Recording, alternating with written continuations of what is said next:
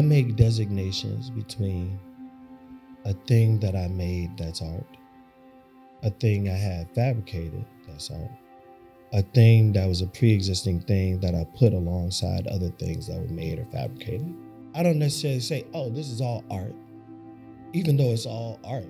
But I think that there are moments when I'm just trying to put things alongside each other, like you would in your house, or like you would, in a shrine.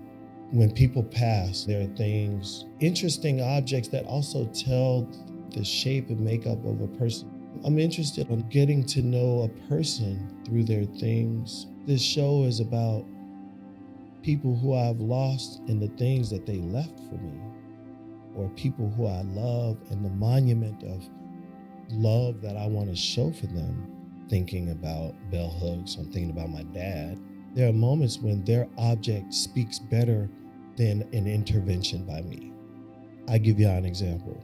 Bell hooks gave me a bell when I went to visit her in Berea, Kentucky. That was a very special moment for me. The monks and I, when we were jamming out, I was playing Bell's bell and I was ringing the bell. It's a high-pitched service bell and it doesn't sound so musical. It was meant to call the service people, the Black service people. These things that we call art, they always have beautiful slippages into the normal world and the world of labor. I decided to build that steel pyramidal structure as a kind of nod to Bell's all-seeing eye. And it was like, what's at the top of that pyramid? Maybe it's Bell's love. This powerful philosophy that love comes in all these shapes. And I've been thinking about that a lot. Like, all this show needed was for me to evidence Bell's bell.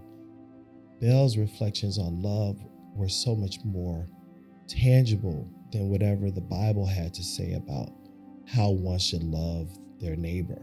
Bell got all in the thick of the bones of love. She called it out, you know what I mean? And it was like, oh, I don't need to make art out of Bell's bell.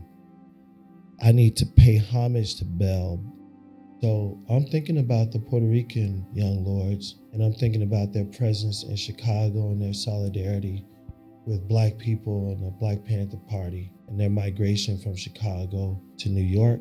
Imagining bell hooks and my dad as young lords, like lords that didn't live long enough. And then in their traces is the ways in which their material lives remain the things that help remind us of their existence.